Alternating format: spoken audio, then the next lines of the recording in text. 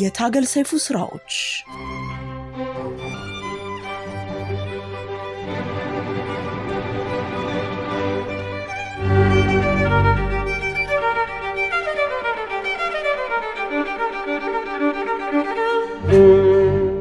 በዝንቡላው መስሪያ ቤት ያልተጠበቀ ታላቅ ዜና ተሰምቷል።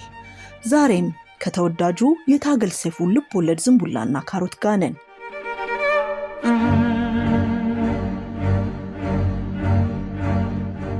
አንድ ቀን በመስሪያ ቤታችን የሻይ ክበብ ውስጥ ቡና እየጠጣን ሳለ ዮናስ የቀን መቁጠሪያ ካሌንደር ይዞ መጣ። በቀን መቁጠሪያው ላይ በቀይ ያከበበውን አንድ ቀን እያሳየን ትልቁ ዋርካ የሚገነደስበት ቀን መድረሱን ነገረን። እኔ ደግሞ እንዴት ያለ የደን ምንጣሮ መጣ ብዬ የምን ዋርካ ነው አልኩት። ዮናስም አቶ ባሌ ሱሪያቸው ላይ ሲሸኑ የምናይበት ቀን ደረሰ አለኝ። እኔም ቀኑን ሙሉ ምን ተንተከተከ እያሉ ሱሪያቸው ላይ ሲሸኑ አይደል እንዴ የሚውሉት ስለው ይሄ የተለየ ነው አለኝ። ወደ ጋሽ ኩላምባው ዞር ብሎም ፈጣሪውን ያመስግኑ ጊዜ ገደቡ ተጠናቀቀ አላቸው። የቱ ጊዜ ገደብ? ምን ነው ነግሬዎት ያ መንግሥት አቶ ባሌ ምሹዬ እንዲማሩ የሰጣቸው የ2 ዓመት የጊዜ ገደብ ነዋ። እንዳልሰሙ ሆነው ቡናቸውን ፉት ማለታቸውን ቀጠሉ። ዮናስ ንግግሩን አልጨረሰም። ጊዜ ተሰጥቷቸው ነበር ሀሁ ይማሩ ዘንድም ፕሮቶኮላቸውን የሚመጥኑ የዩኒቨርሲቲ መምህራን ተመድበውላቸው ነበር። እርሳቸው ግን በእነኚህ ከፍተኛ ምሁራን የተዘጋጀላቸውን የትምህርት ዕድል ለመጠቀም ፈቃደኛ አልሆኑም አለ። ብዙዎቻችን ባናምንበትም ሰነባብቶ ግን ዮናስ ያለው ቀን ደረሰ። በአንድ የእረፍት ሰዓት በመሥሪያ ቤታችን ክበብ ቁጭ ብለን ቡና እየጠጣን ሳለ ነው አንድ የዮናስ ወዳጅ እያለከለከ ወደ ክበቡ ገባ። በቀጥታ ሮጦ ዮናስ ላይ ተጠመጠመ። ምንድነው እሱ አለ ዮናስ። ያልከው እውነት ሆነ። ምን አልኩ አለ ዮናስ ግራ ተጋብቶ። የጋሹ ባሌ ቢሮ በፖሊሶች ተከቧል። ሁላችንም ከተቀመጥንበት ተወርውረን ብድግ አለን። እየተጣደፍንም ወደ መዝናኛ ክበቡ መስኮት ተጠጋን። አይኖቻችንም ወደ ዋናው ሕንፃ ተወረወሩ። ጉዳየን። አቶ ባሌ በ2 ፖሊሶች ታጅበው ከትልቁ ሕንፃ በመውጣት ላይ ነበሩ። እጆቻቸው በካቴና ታስረዋል። ፖሊሶቹ እያጣደፉ ከግቢው ውጭ ወደ አቆሟት መኪና ወሰዷቸው። ከመኪናው ውስጥ ገብተው ከዐይናችን እስኪሰወሩ ድረስ በድንጋጤ ክው ብለን ቀረን። ጋሽ ኩላምባው ደጋግመው አማተሙና ወይ እግዚአብሔር ይሄ ነገር እውነት ሆነ ማለት ነው አሉ። ዮናስ ከት ብሎ ሳቀና አሁንም አላመኑ አላቸው። በበኩሌ የመታሰራቸው ነገር የወሬውን እውነተኛነት አረጋግጦልኛል። እጃቸው ላይ የገባውን ካቴና ልብ ያላሉት እማማ ጌጤ ደንቀፍ ደንቀፍ እያሉ ወዳለንበት ክበብ ገቡና ኧረ የጉድ አገር እኚህ ሰው ነገሱ እንዴ ሲሉ ጠየቁ። እንዴት አሏቸው ጋሽ ኩላምባው። እንደ ንጉሥ በወታደሮች ታጅበው ሲወጡ አየኋቸው።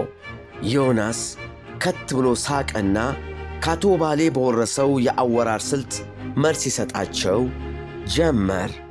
ግራ ይግባውት ማማ ጌጤ፣ ፖለቲከኛና ወንጀለኛ አንድ ናቸው። ሁለቱም ሲወጡና ሲገቡ በመሳሪያ ይታጀባሉ። ፖለቲከኛው ወዶ ወንጀለኛው ተገዶ ከመታጀቡ በቀር አንድ ናቸው። ምን ይለያቸዋል?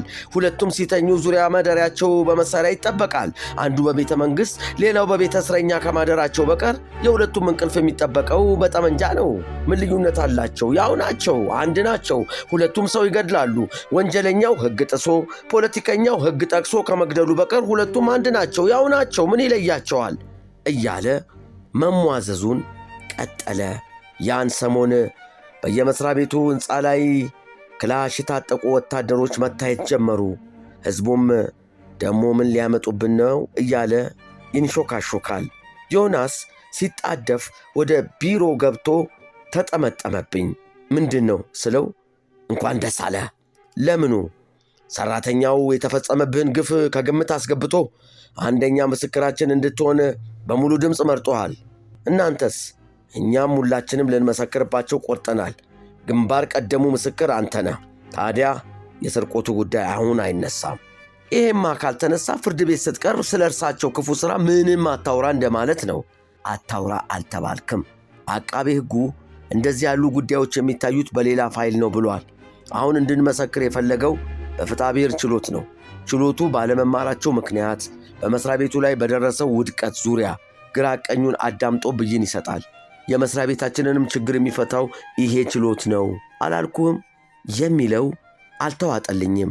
በእኔ ላይ ከደረሰው ግፍና በደል በተሻለ የአቶ ባሌን ወንጀልና የዚህን መሥሪያ ቤት ውድቀት የሚገልጽ ማስረጃ ይኖራል ብዬ ለማሰብ ተቸገርኩ። ዮናስ ግን ሊያሳምነኝ ብዙ ጣረ። እመነኝ ዝንቡ፣ የመሐይምነታቸው ምስክር ሆነህ አንተ ጀምረው እንጂ ከዚያ በኋላ ሌሎቹ የክስ ፋይሎች በየተራ ይከፈታሉ፣ በየተራ ይከሰሳሉ። እያንዳንዱን የበደል ሂሳባቸውን በቅጣት ማወራረዳቸው አይቀርም። ሠራተኛው ሁሉ በዚህ ተስማምቷል አለኝ። ሠራተኛውማ ይስማማል፣ ምን አለበት እንደኔ ባልሰረቀው ሌባ ተብሎ ስሙ አልጠፋ ብዬ አኩተመተምኩ።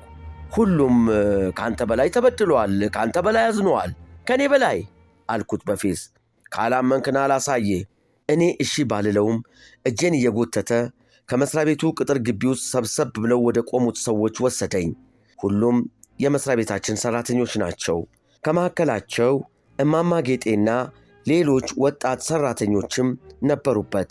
ባልተለመደ ሁናቴ የአቶ ባሌ ሾፌር የነበረው ደሳለኝም አብሯቸው ቆሟል። ልክ እንደ ተቀላቀልኳቸው በሉ ለዚህ ካለኔ ተበዳይ የለም ብሎ ደረቱን ለሚነፋብን ጉረኛ ማንነታችሁን አሳዩልኝ አላቸው።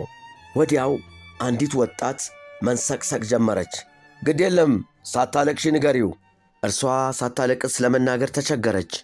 ዮናስ ለቅሶዋን እንድታቆም ቆጣ ብሎ ሲገስጻት ጣልቃ ገባሁና ከለቅሶዋ መሃል ድምጿን አጥልዬ መስማት እንደማያቅተኝ ነገርኩት። ልጅቱ እኔም የማውቀውን የአቶ ባሌን የዘወትር ልማድ ጨርሶ በማላቀው መንገድ አወራችልኝ።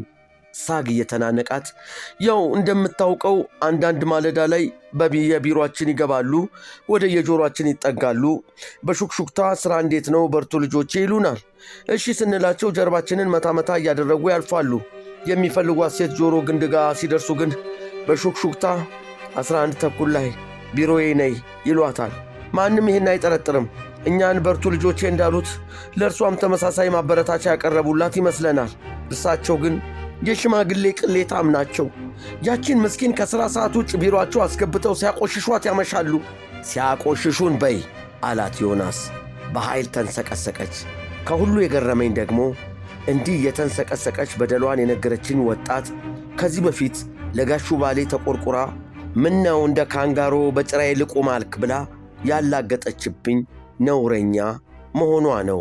እኔ ሰማሁትን ማመን አቅቶኝ ደጋግሜ ሳማትብ የሰንደል ሽታ ሰነፈጠኝ። ዝንቡላዬ! አቤት እማማ ጌጤ! የእነኚህ የወጣቶቹ የቆነጃጅቶቹ ነው የሚገርምህ። እኔንም አሮጊት ናት ደሃ ናት ብለው አልናቁኝም። እርሳቸው ቢሮ መጥረጊያዬ በወደቀ ቁጥር ናንሳልኝ እያልኩ ሳስቸግር የኖርኩት ወድጄ ይመስልሃል? ከዚህ ቀደም የወደቀ መጥረጊያ ያነሳለሁ ብዬ ጎንበስ ብል አይደለም እንዴ ጉድ የሠሩኝ እኚህ ጨምላቃ ቀትረ ቀላል። የማማ ጌጤ ብሶት ሲገርመኝ የባሰ ነገር ሰማሁ። ሾፌራቸው ደሳለኝ አሰቃቂ ነገር አወራልን። የአንደኛ ደረጃ ትምህርት ቤት ተማሪ የሆኑ ሕፃናትን ሳይቀር አባብለው በመንግሥት መኪና ከጫኑ በኋላ እቤታቸው በመውሰድ እንደሚያማግጧቸው ነገረን። ይህን ከሰማሁ በኋላ እሺ የኔ በደል ይቅር፣ በእነኚህ ሕፃናት ላይ በፈጸሙት ግፍ እንኳ ለምን አይከሰሱም ስል ጮኩ። ዝንቡ እስከ መቼ ነው የማይገባ? እስካሁን ከሆነው ነገር እንደታዘብነው የሀገራችን መንግሥታት የነቀሱ ባለሥልጣናትን የሚከሱት ሕዝብን በበደሉ ጊዜ አይደለም፣ እነሱ የጠሏቸው ቀን እንጂ። በዚያም ቀን ቢሆን እነሱን ባበሳጫቸው ጉዳይ እንጂ ሕዝቡን ባስከፉበት ምክንያት አይደለም የሚከሷቸው። ስለዚህ መንግሥት በፈለገው ጊዜና ምክንያትም ቢሆን ጋሹ ባሌን ያንሳልን፣ ይክሰስልን፣ ይሰርልን። የቀረው ከዚያ በኋላ ይደርሳል። ከዮናስ ንግግር እንደተረዳሁት ሕግና ሕዝብ፣ በደልና ወንጀል ስለሚባሉ ነገሮች መንግሥት ደንታ የለውም። እርሱ በደል ብሎ የሚጠራውን አነስተኛ ነገር አጋኖ ለፍርድ ማቅረብን ግን ያውቅበታል። በዚህ ብስጭት ውስጥ ሆኜ በምብከነከንበት ሰዓት ዮናስና ጓደኞቹ ሌላ ጨዋታ ጀመሩ።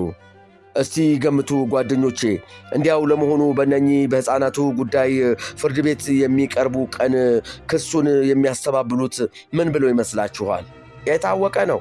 ያንኑ ጅላጅል ሎጂካቸውን ፍርድ ቤት የሚደግሙ ይሆናላ። ከመካከላችን አንዱ ይህን ከማለቱ ዮናስ አቶ ባሌን ወክሎ መናገር ጀመረ። ክቡር ፍርድ ቤቱ እንደሚያውቀው ከሴቶች ጋር መተኛትም ከሕፃናቶች ጋር መተኛትም ያው ነው። ምን ይለያቸዋል? ሴትና ሕፃናት ሁለቱም ያው ናቸው። እኔ በንዴት ጮኬ እንዴት ነው ያውነታቸው እላለሁ። ሁለቱም ስሜታዊ ናቸው። በትንሽ በትልቁ መጮህ ይወዳሉ። ሴቶቹ በጉሊት ሕፃናቱ በአሻንጉሊት ወሬ ከመጫጫኋቸው በቀር ምን ይለያቸዋል? አንድ ናቸው፣ ያው ናቸው። ሁለቱም ይጮኻሉ፣ ሁለቱም ያጠፋሉ።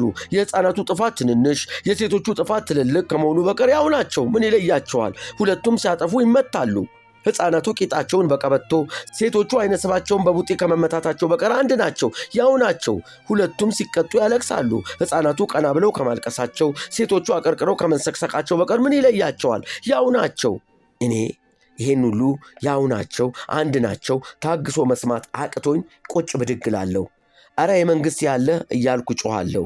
ዮናስ ከት ብሎ እየሳቀ አይ ዝንቡ፣ ያው ስለሆኑ አይደል እንዴ መንግሥት ራሱ ሴቶችና ሕፃናትን በአንድ ሚኒስቴር መስሪያ ቤት ያጠቃልለው ይለኛል። ብዙም ሳልቆይ በአቶ ባሌ መገረሜን አቆምኩ። ከእርሳቸው በላይ የሚገርሙት ይህን ሁሉ ጉዳቸውን ተሸክመው ሲያሞግሷቸው የኖሩት የመስሪያ ቤታችን ሠራተኞች መሆናቸውን ተገነዘብኩ። የገጠር ሰዎች ከየትኛውም የሀገራችን ክፍል መጥተው ከተማ መኖር ከጀመሩ በኋላ ማንነታቸው ተቀይሮ ከተሜ ይሆናሉ። የከተሜዎች ልብ ደግሞ በቀላሉ አይገኝም። በተለይም ጉልበተኛ አለቆችን በነፍሰ ሥጋቸው ነው የሚጫወቱባቸው። ተበድለው የተመቻቸው መምሰል ያውቁበታል። አዝነው ደስተኛ የመምሰል ልዩ ችሎታ አላቸው። የእነኛ ጉልበተኛ አለቆች መውደቂያ ቀን ሲመጣ ግን የእርግብ ላባቸውን አራግፈው የአውሬ ጥርስ ያበቅላሉ። ለካስ የቀድሞ ጥንታዊ ንጉሥ ይህ ሕዝብ ዝም ሲል ፍራው ያሉት ወደው አይደለም። የንጉሡን ስም እየጠሩ ከንጉሡ የማይማሩ እንደ ውባሌ ያሉ ጅላጅል ባለሥልጣኖች ግን ዝም ያለ ሕዝብን መምራት ቀላል ይመስላቸዋል። በእርግጥም ዛሬ እስረኛውን ውባሌን ወዳጆቻቸው ሁሉ ከድተዋቸዋል። ከእርሳቸው ይበልጥ አገር ወዳድ የትም አታገኝም ሲሉኝ የከረሙት አጫፋሪዎቻቸው ሳይቀሩ አሁን ዋና ወቃሻቸው ሆነዋል። አንዱ ጋሽ ኩላምባው ናቸው። እግዚአብሔር ታግሶ እንደፈረደባቸው ካጫወቱኝ በኋላ አቶ ባሌ ማለት ሰይጣን መሆናቸውን ነገሩኝ። ዮናስም ባገኘኝ ቁጥር ጀርባዬን በኃይል እየተመተመ ክብር ሊሰማ ይገባል፣ ይሄ ሁሉ ሠራተኛ ምስክርነቱን በክብር ያስጀምርልናል ብሎ በጉጉት እየጠበቀ ነው።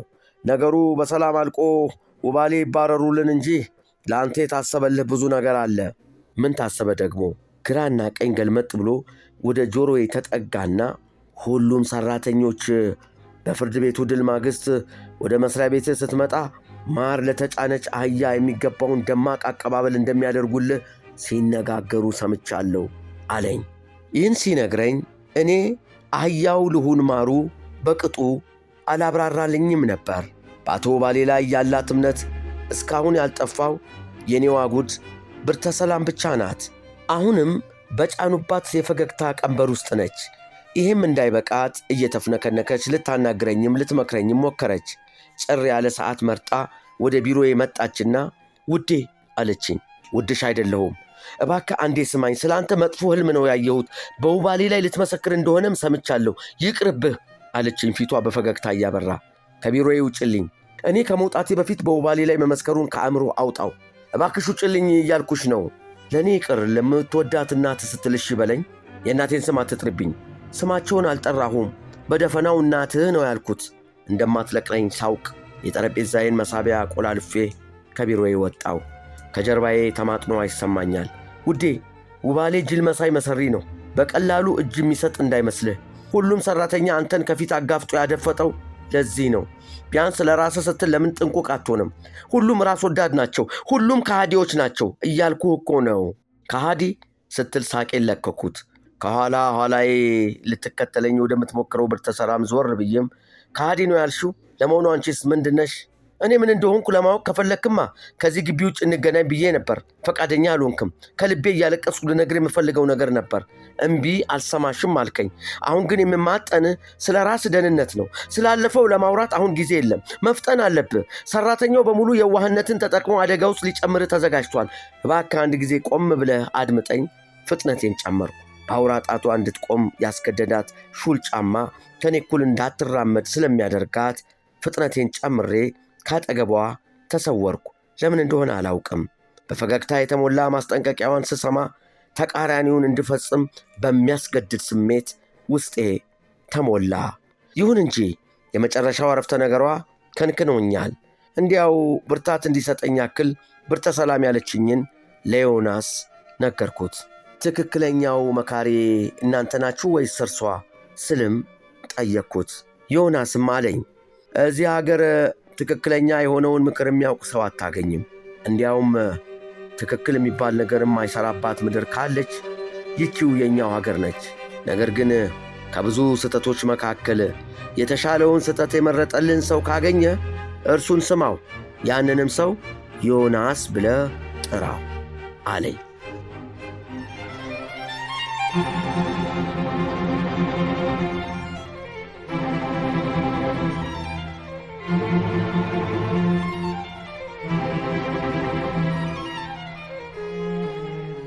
በአሁኑ ወቅት ይህን የታገል ሰይፉን መጽሐፍ ዝንቡላና ካሮት በአማዞን ላይ ያገኙታል።